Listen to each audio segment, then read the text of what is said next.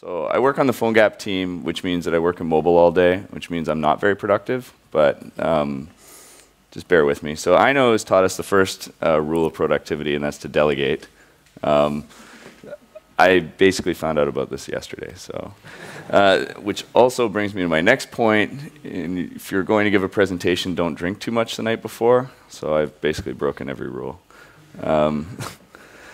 Okay, so the other day, actually not really the other day. So last year I used to work for a startup, and we were really productive. We got all kinds of stuff done. And now I work for Adobe. Which doesn't mean that I'm not productive, but it's kind of interesting. So we've got this really large kind of layer of management, and management's always trying to be more productive, and they're always coming up with different ways to like be more effective in their jobs. So they had this long email thread about the tools they use to manage all the tasks that they have, and some people have really elaborate setups. I was blown away. There were guys that are using issue trackers in order to manage their own personal time. And other people were doing things like they had a combination of a wiki, and they were using different types of to-do apps. And basically it looked like their whole productivity was managing the tools to manage themselves. And someone's like, well, what are you using, Brian? I use a text file called to-do, and I keep it in a private GitHub repo. That's what I do. So text files are kind of awesome. It's a useful productivity tool. That's not really what I wanted to talk to you guys about. So has anyone here heard of the Agile release train before? Nobody's heard of the Agile release train? Well, one guy says, yeah, a couple people have heard of it.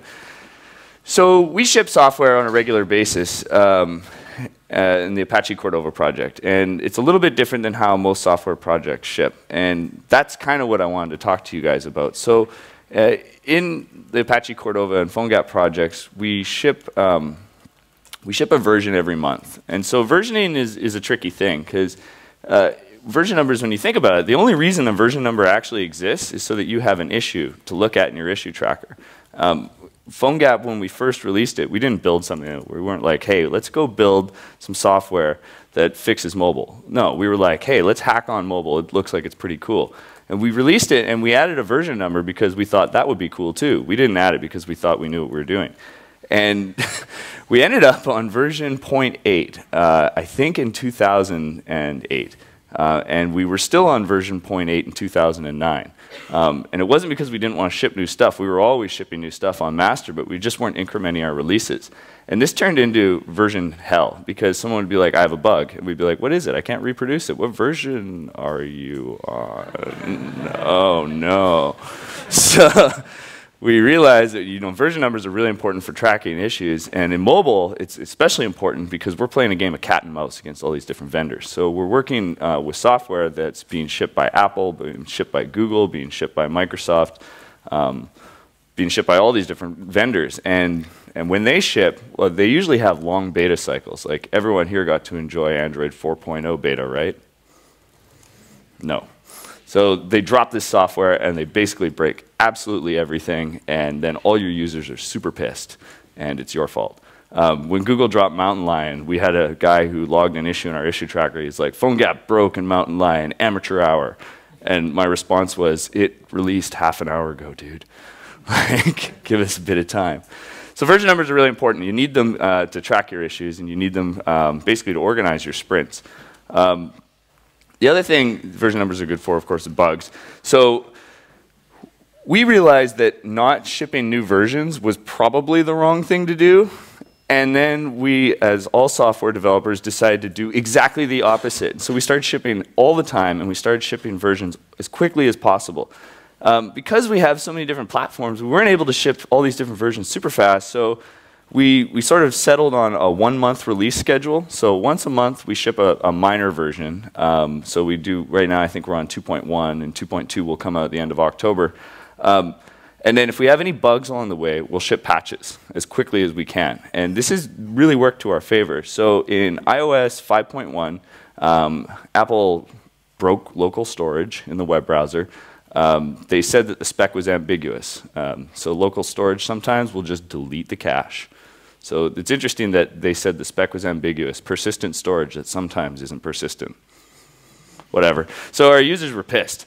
They were like, "Ah, PhoneGap sucks. You guys broke local storage." And we're like, "Well, actually, Apple broke it."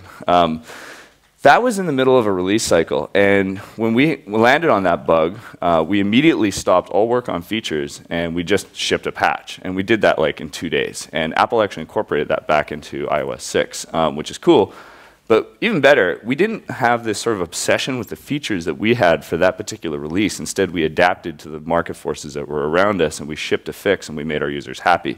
Had we been focusing on just the features for that release, our users would have been pissed, because their data wouldn't be saved on their users' phones. So having a fast cadence and focusing on these bugs has actually made our user community come to rely on us. They know that we're always going to be working in their favor and not just for our larger release cycle. And this is kind of like, it's a great picture, right?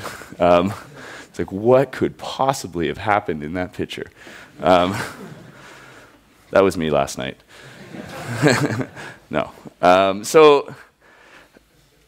Cadence. So you're shipping all the time, and this is great. We also decouple our marketing activity from when we release software. This is something that Adobe's still coming to grips with because they're used to shipping physical media, but we're not. We're shipping bits, and we're shipping open source code. We had a PhoneGap Day US on July 20th where we shipped 2.0, and we had this big event, and we talked all about all the features we worked on. And we shipped on that day. We shipped the minute that we wanted to ship. And the way that we did that is that we picked that date to ship those features. And those features that didn't fit, we put it in 2.1. Really simple. And so this is like really shocking to management. They're like, well, what are you going to talk about for 2.0? Well, we talked about all the stuff we did between 1 and 2. And that was a lot of stuff. It was a whole year. We were basically shipping a point release every month. And so we get all these different point releases out. We talk about the year. We can still make noise. And we don't have to couple our marketing activity. Our developers don't have to work 20-hour days and weekends, get sick, and then start shipping shitty code. So cadence is really important because it's momentum.